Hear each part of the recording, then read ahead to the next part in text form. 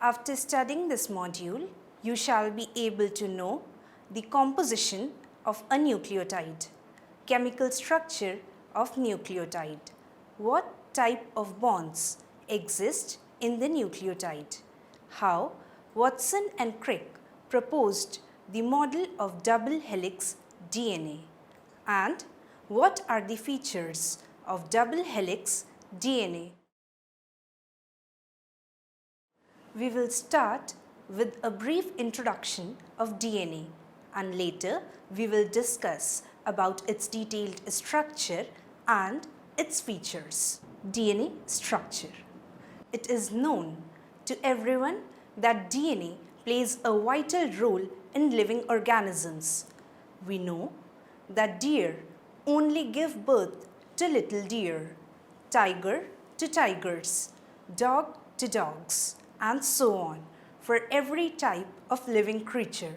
But why is this so? The answer lies in a molecule called deoxyribonucleic acid or DNA, which contains the biological instructions that make each species unique. DNA, along with the instructions it contains, is passed from adult organisms to their offsprings during reproduction. DNA is the chemical name for the molecule that carries the genetic instructions in all living things. Now, let us know where is DNA found.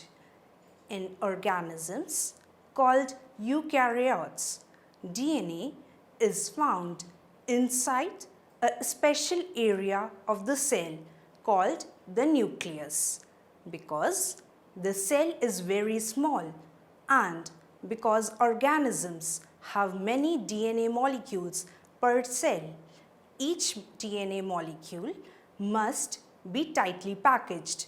This packaged form of DNA is called a chromosome.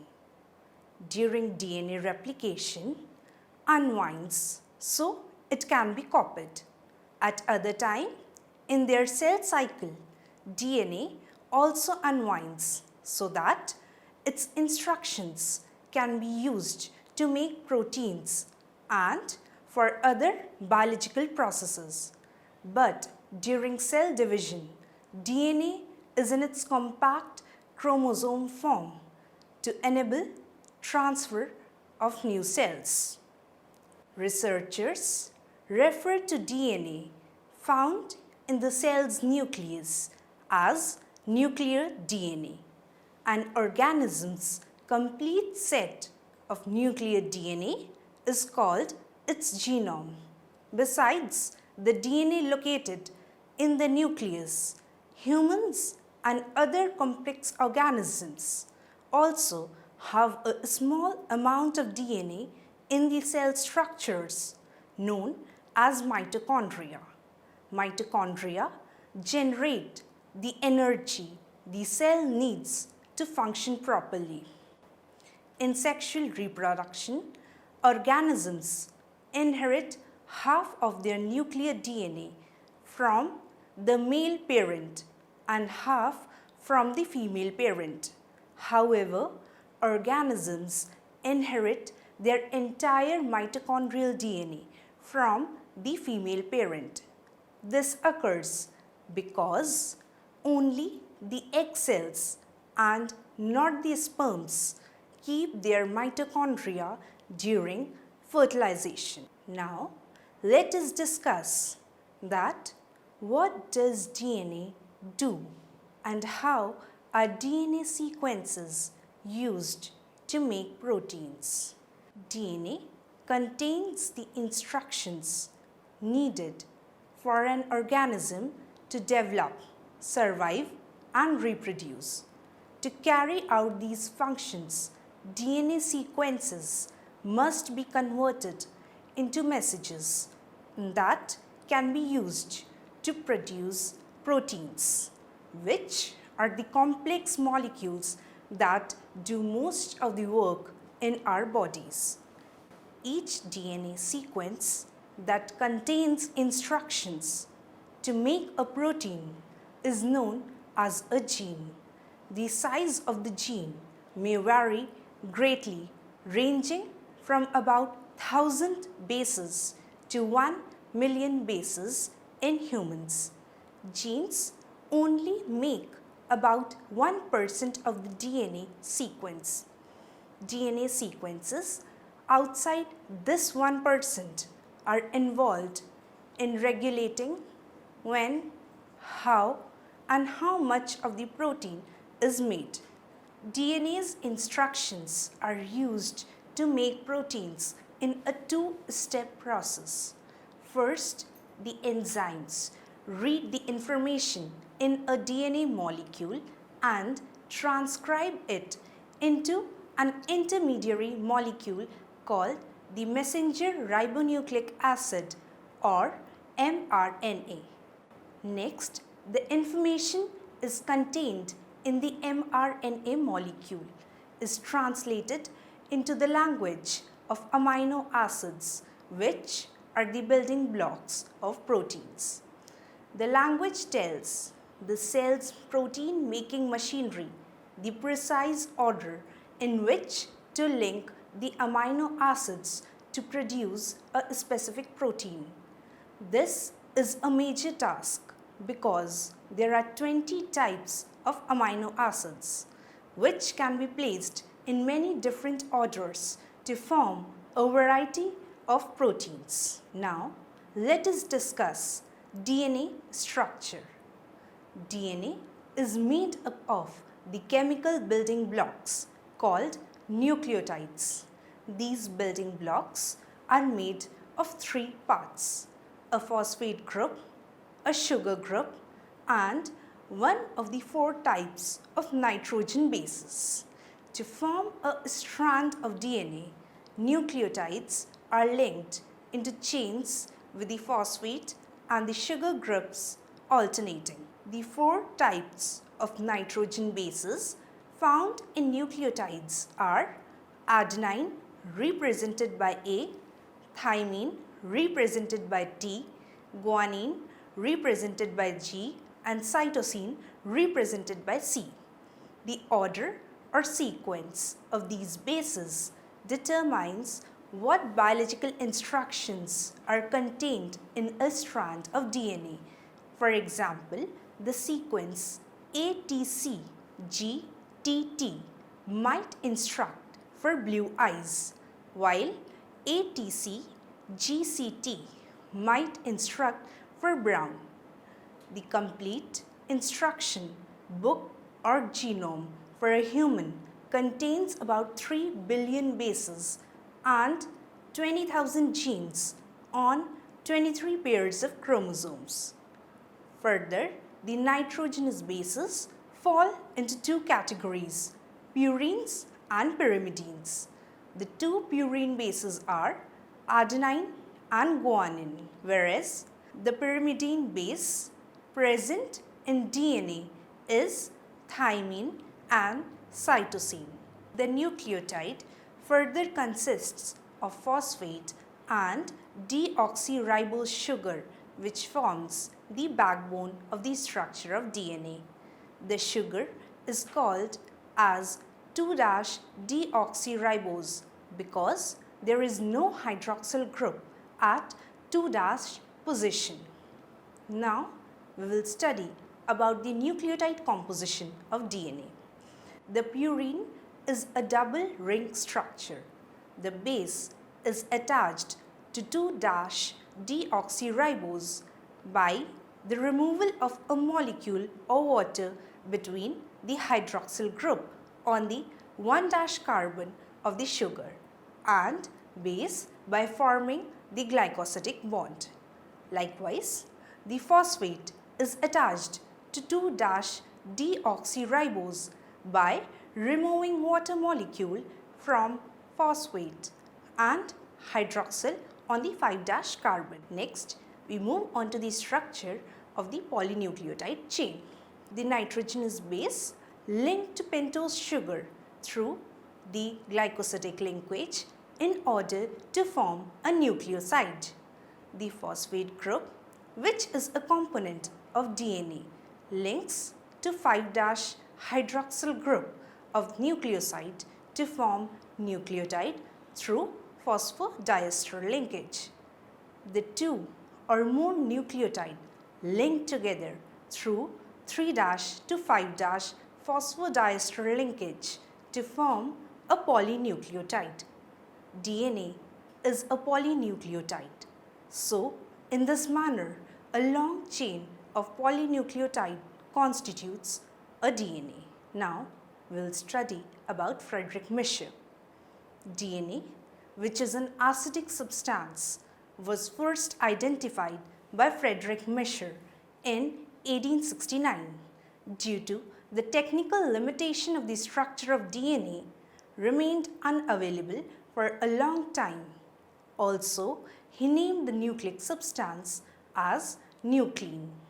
Although few people realized it in 1869, and it was a landmark year in genetic research because it was the year in which Swiss physiological chemist Friedrich Mischer first identified what he called nuclein inside the nuclei of human white blood cells. The term nuclein was later changed to nucleic acid and eventually to deoxyribonucleic acid or DNA. Mischer's plan was to isolate and characterize not the nuclein, which nobody at that time realized existed, but instead the protein components of leukocyte, white blood cells. Mischer thus made arrangements for a local surgical clinic to send him used pus-coated patient bandages. Once he received the bandages, he planned to wash them, filter out the leukocyte, and extract and identify the various proteins within the white blood cells. But when he came across a substance from the cell nuclei that had chemical properties unlike any protein, including a much higher phosphorus content and resistance to proteolysis, that is, protein digestion, Mischer realized that he had discovered a new substance. Sensing the importance of his findings, Mischer wrote, "It seems probable to me that a whole family of such slightly varying phosphorus-containing substances will appear as a group of nucleins equivalent to proteins." More than 50 years passed before the significance of Mischer's discovery of nucleic acids was widely appreciated by the scientific community. For instance, in a 1971 essay on the history of nucleic acid research, Erwin Chargaff noted that in a 1961 historical account of 19th century science, Charles Darwin was mentioned 31 times, Thomas Huxley 14 times, but Mischer not even once. This omission is all the more remarkable given that, as Chargaff also noted, Mischer's discovery of nucleic acids was unique among the discoveries of the year. Major cellular components, that is, the proteins, lipids, polysaccharides, and nucleic acids, in that it could be dated precisely to one man, one place, and one date. Now, we'll study about Watson and Crick. Morris Wilkins proposed the first clear X-ray images of DNA in 1950 to 1951. In 1953, Rosalind Franklin gave Wilkins a high-quality image of B form of DNA, which Wilkins showed this to Watson. This image, together with the major contributions by colleagues in Cambridge and the data obtained by Franklin, helped Watson and Crick to propose a double helix model of DNA.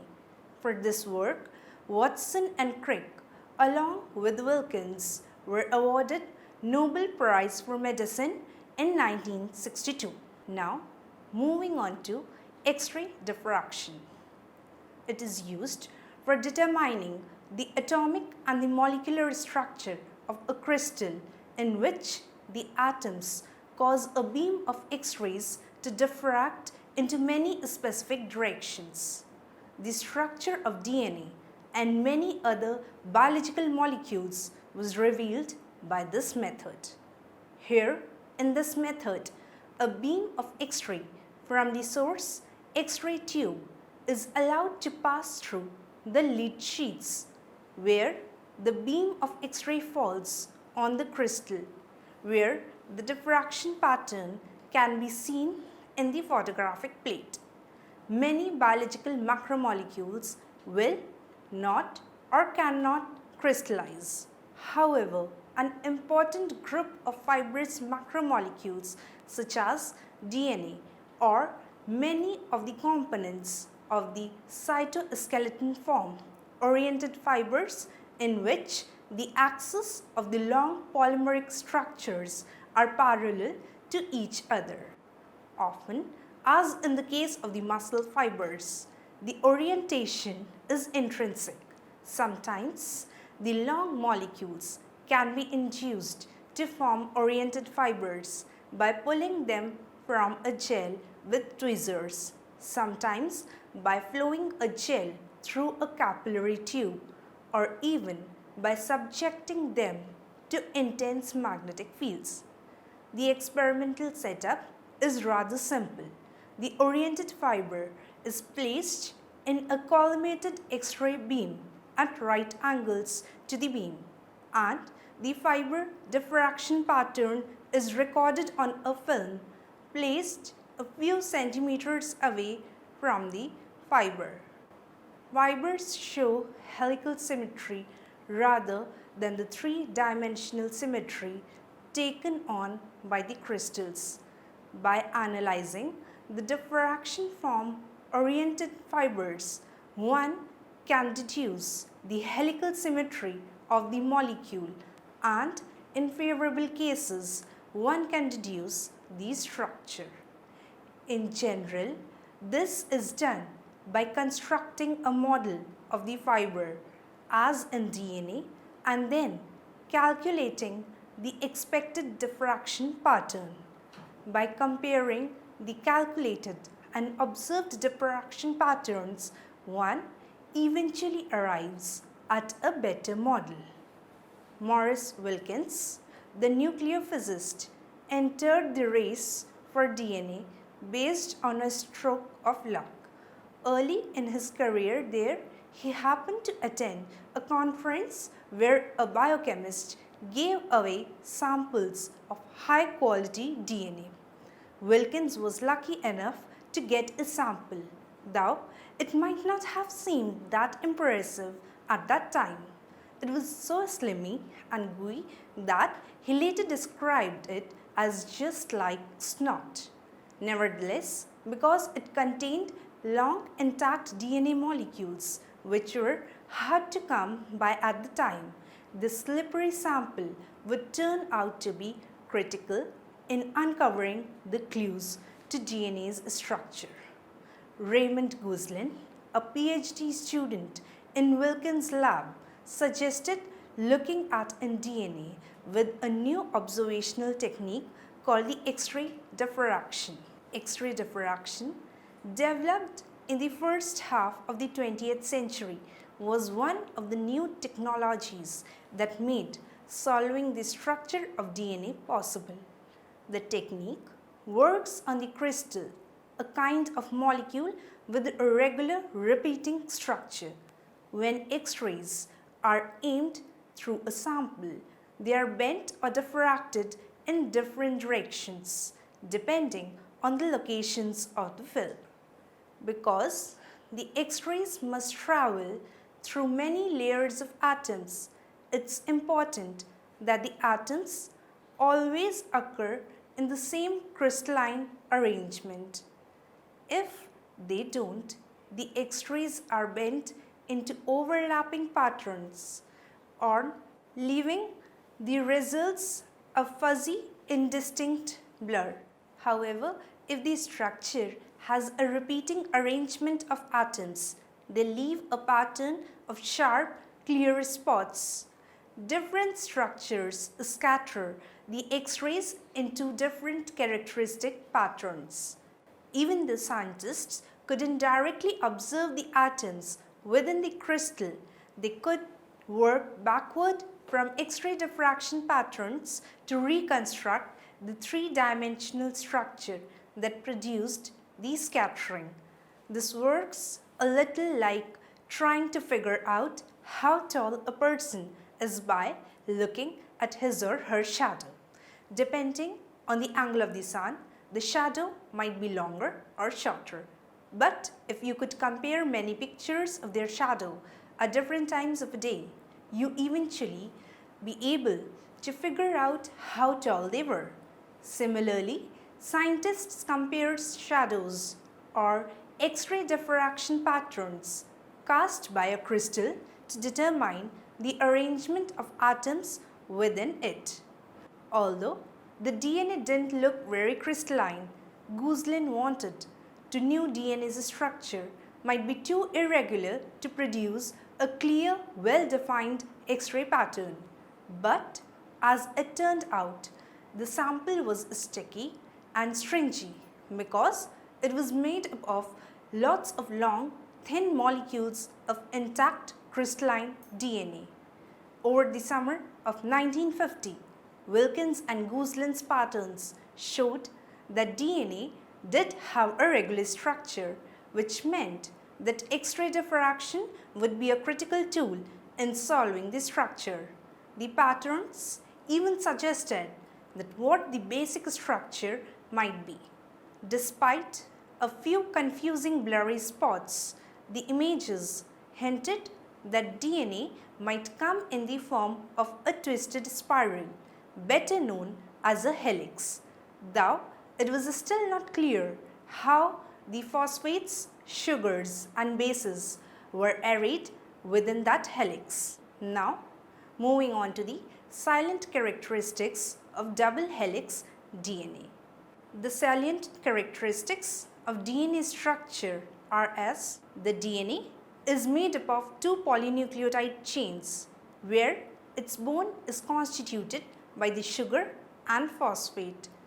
DNA structure comprises of two chains which run antiparallel to each other.